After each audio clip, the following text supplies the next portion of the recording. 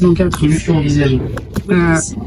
Comment ça se on a, on va dire, même cet argent-là, ça va m'aider pour Israël et tout. En 2025, avec mon ami, on a pris la décision de s'organiser parce que avant, on le faisait pas.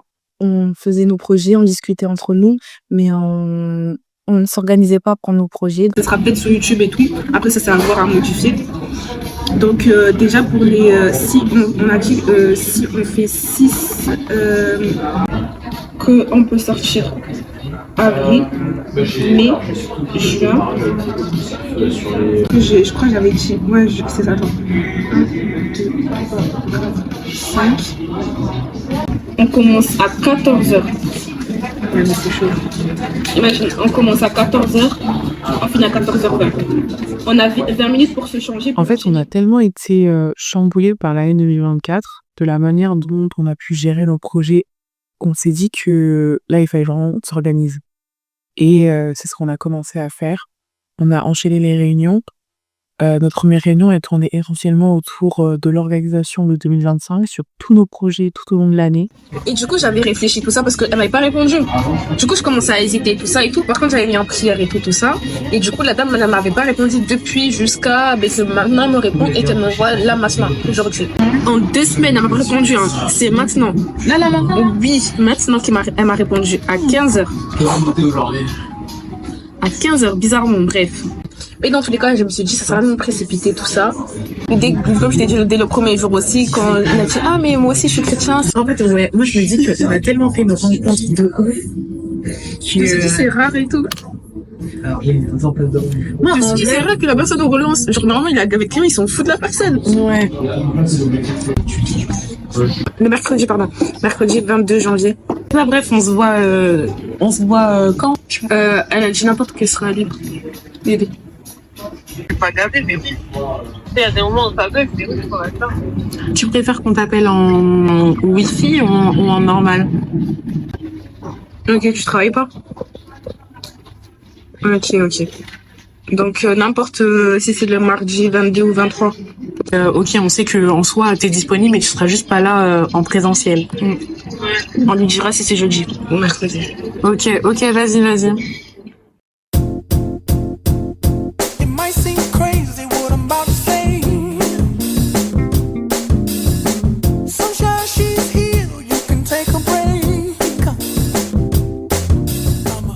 Mais je pense que il va me les envoyer ou sinon je vais le jour où on va tourner, je vais demander à ce qu'il puisse les mettre sur une clé. Okay. Comme ça au moins, et même carrément, si toi aussi tu peux ramener une clé, comme ça on a 2 clés. Comme ça c'est pas en mode on a perdu les vidéos, tu vois. Okay. Après je pense qu'eux aussi ils les gardent. Okay. Ouais. Après je sais pas c'est quoi leur politique, est-ce qu'ils les gardent ou pas, est-ce que les vidéos elles sont à nous en termes de droits. Ça c'est des questions qu'on doit poser. Ouais. Ce soir je vais noter toutes mes questions parce que sinon j'ai tout oublié et tout. Ouais. Je le redis ce soir. Ouais, politique de même leurs droits. Est-ce que chez nous, parce que vu que c'est eux qui tournent, est-ce qu'on a les droits sur la vidéo? Ça c'est important aussi. Parce que s'ils ont les droits, en fait, ils peuvent faire ce qu'ils veulent avec les vidéos. Tu vois. C'est pour ça que quand j'ai fait le contrat, j'ai dit aux filles, oui, c'est nous qui avons les droits. En soi, elle a toujours eu ce côté commandante, on va dire. Et je pense que ça fait partie d'elle. Elle a toujours été comme ça, même petite. Genre, quand on était avec nos copines, c'était pas la fille qui allait se laisser faire ou même se faire diriger, entre guillemets. C'était pas la petite fille, la suiveuse.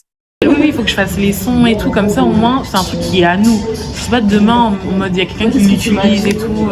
Même tu vois dans PRL, au moins c'est notre, on sait que c'est notre générique. Si demain quelqu'un met le même, on sait que ouais il aura mis le truc de PRL. À la fin, on voit que ouais, tu vois c'est le son qui a créé le son. Il y a personne qui a capté, hein, genre en mode je me suis dit ah ouais tu sais ça va mal rendre et tout. Les gens ils vont se dire en mode ah ouais c'est pourri votre truc, il y a personne qui a capté genre.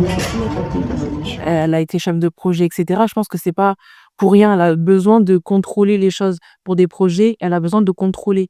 Elle est aussi dans la précision, elle veut bien faire les choses, elle est minutieuse, elle veut bien faire les choses. Elle veut toujours, on va dire, faire des projets et même atteindre ses objectifs. Si elle le fait pas, mais pour elle n'a pas réussi son objectif. Du coup, comme je disais, que vraiment, que quand on a des projets, de bien analyser ce que les personnes pensent et tout ça, c'est aussi important. Comment la personne pense, est-ce qu'elle est intéressée, est-ce que c'est vraiment sa volonté, parce que toi tu vois loin, mais en fait, analyse vraiment les pensées de la personne. Mais comment... Durant nos entretiens, durant nos rendez-vous, on a tellement appris. On avait tendance à toujours aller tout droit. On avait des idées et on mettait directement en pratique alors qu'on devait se préparer avant de faire ces projets-là et pas directement se lancer avec des idées. On peut avoir un projet, on a notre vision, mais la vie des personnes compte énormément. Et c'est vraiment ce qu'on a compris. On a eu parfois des collaborateurs avec qui on a été déçus, ou parfois on prenait pas assez le temps de bien réfléchir, de bien se poser, de se poser les bonnes questions. C'est sûr, elle va signer, elle va dire oui, tout ça. Et au final, tu te rends compte que c'est même pas que le projet il est pas bien, hein, mais c'est c'est ce juste qu'elle a que c'est dit. pas son C'est temps. ça, genre. c'est ça, elle a dit oui, c'est super et tout, elle va le dire, mais j'hésite. Donc, C'est ça, c'est pas ton temps. c'est pas son temps. Genre, elle le sait. Donc, on C'est va ça. pas forcer quelqu'un, tout ça. Et voilà. C'est ça. Comme on a dit, si on doit finir à deux, on va finir à deux. Si c'était la volonté de Dieu, mais c'est comme ça. C'est ça. On a vu grand, mais Dieu nous a montré que non, chaque chose en son temps. Ça, c'est votre temps à vous et pas le temps de chaque personne. C'est ça. Elle doit travailler sur ça, elle doit être sur ça. Je dois me mettre sur ça. Donc, nous, c'est sur ça.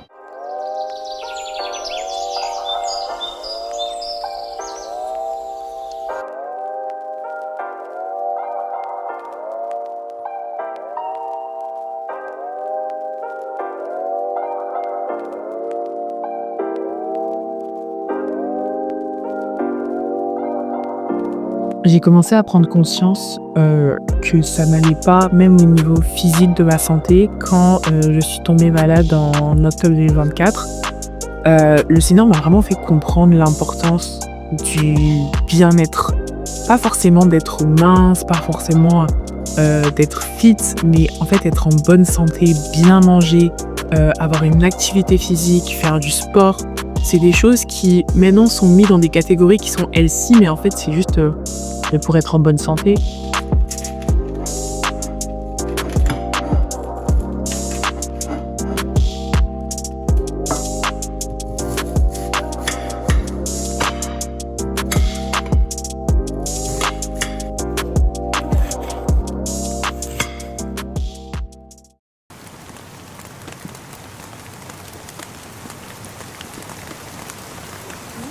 On peut vous aider à avoir des clients si vous nous donnez une commission. Je sais pas si tu vois Oui, un peu. et l'idée est bonne, mais sauf que c'est pas vraiment une grande ville, hein. Par contre, elles, en fait, elles achètent leurs produits un peu par-ci, par-là, peut-être aussi chez nous aussi, tu vois. Donc, les produits qu'elles viendront stocker, ce seront des produits qu'ils auront en fait au préalable à 50% achetés chez nous, tu vois. Maintenant, on va pas démarcher pour eux. Par contre, nous, on va démarcher les restaurants et les hôtels qui sont... Au-delà des réseaux, je travaille dans l'import-export avec mon papa. Mon papa, c'est l'une des personnes dans ma vie. Mes parents, de manière générale, je les admire énormément. Mais surtout mon père, je trouve qu'il a tellement cette détermination-là. C'est quelqu'un qui n'a pas forcément été accompagné auparavant. Mais quand on voit d'où il est parti et là où il est arrivé aujourd'hui, on sait que la persévérance, ça payera toujours. La discipline, ça payera toujours. Que même si on fait des erreurs, on peut se relever et on peut aller loin à partir du moment où on est déterminé et on est discipliné dans ce qu'on fait. Et c'est vraiment les valeurs au travers de quand je le vois travailler qui m'inculquent. Et c'est vraiment une véritable source d'inspiration. Mon père, aujourd'hui, je peux dire que c'est comme un mentor. Alors, faut savoir que Noémie, c'est une petite fille qui a toujours été dans son monde. Par exemple, elle jouait à des jeux en ligne, elle parlait toute seule, elle faisait la vaisselle, elle parlait toute seule. Enfin, elle a toujours été dans son monde et c'est une petite fille qui a toujours eu un petit côté artistique, on va dire. Petite, j'ai toujours été un peu dissipée. J'aimais énormément ma solitude. J'étais dans mon monde. Il fallait que je sois dans mon monde, il fallait que je sois un peu voilà, dans mon monde. Elle avait toujours besoin de faire quelque chose. Elle Elle a toujours des projets, oui. Par exemple, elle m'appelle, ouais, Sarah, viens, on va faire ça, viens, on va faire ça, on va filmer ci, on va filmer ça. Ça peut être pour la vidéo, même, par exemple, pour les cheveux, par exemple. Elle a vu une vidéo sur YouTube, ouais, je sais pas comment lisser ses cheveux. Ouais, Sarah, bien, faut qu'on fasse ça, faut qu'on teste et tout. Enfin, elle a toujours eu ce truc, ouais, faut qu'elle fasse quelque chose. Ah, parfois, ouais, je me remets en question. Ça m'est plusieurs fois arrivé de supprimer des vidéos, de me dire que ouais, tout ce que je fais, c'est pas que c'est pas bien, mais c'est pas ce que moi j'aurais vu. En fait, c'est pas à la hauteur de des attentes et à chaque fois, je suis un peu frustrée. Je me dis, bon, mais nous, parfois, c'est du perfectionnisme. Mais oui, parfois, je me dis que ouais, t'es pas à la hauteur. Dans ta tête, c'est ça, mais dans la réalité, c'est tout autre.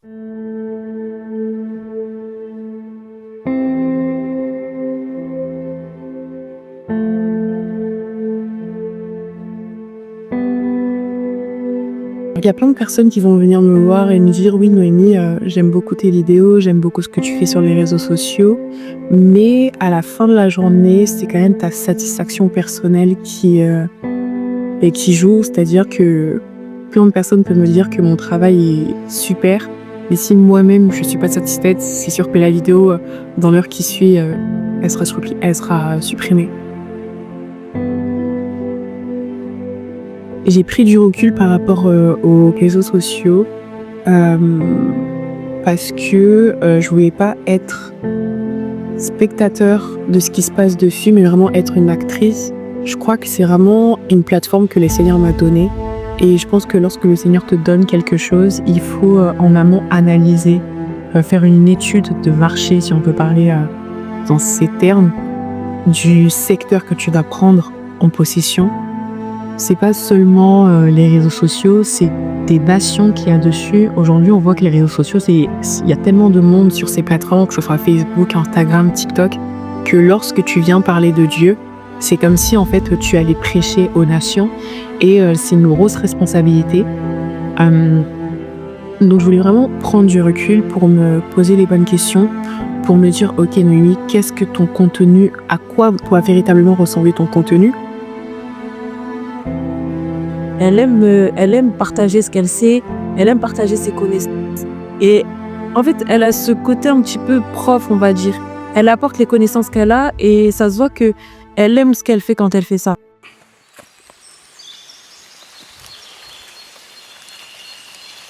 Là, tu vois. Non, mais c'est bon, laisse comme ça, ouais. Comme ça, c'est bon? Ouais, c'est bon. Ok.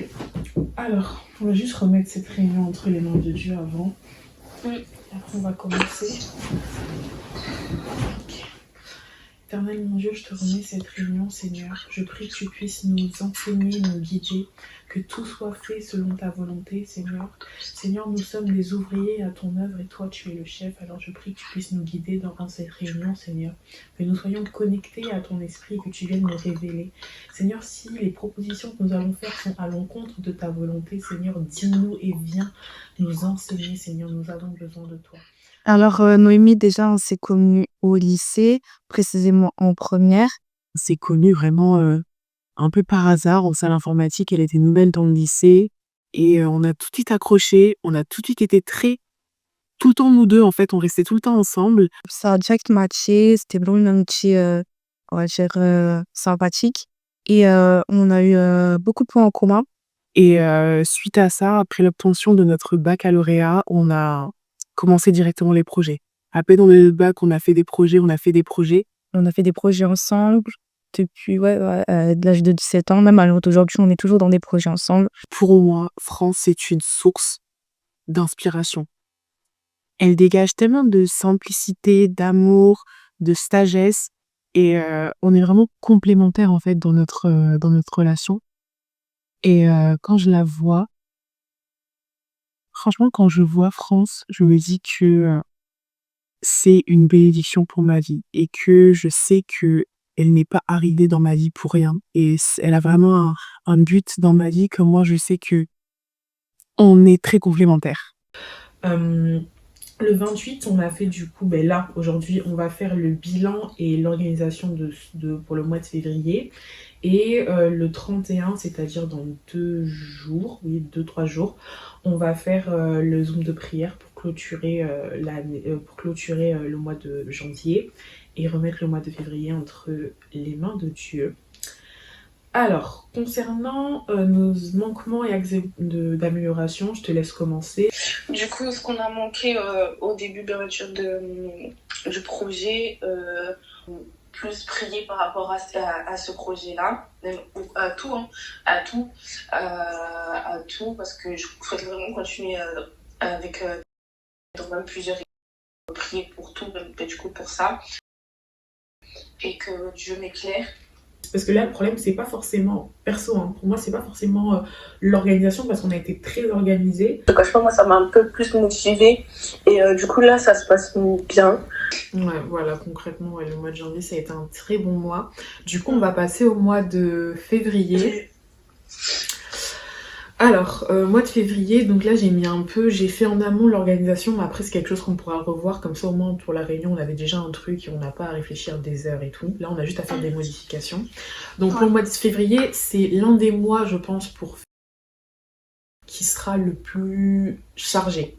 Quand tu dis le plus chargé, c'est que le mois de février, je crois, cette année, je sais pas s'il y a 29 ou 28 jours, mais bref, partons du principe qu'il y en a 29 ou 28, on travaille... Il y en a 28 cette année. À 28, on travaille, enfin, pas forcément, même si on se voit pas en truc, on travaille 21 jours dans le mois.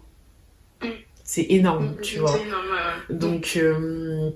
voilà, c'est un mois qui sera chargé. On va commencer du coup ce mois de février par... J'ai véritablement compris que le secret d'un projet réussi, c'était vraiment une prière.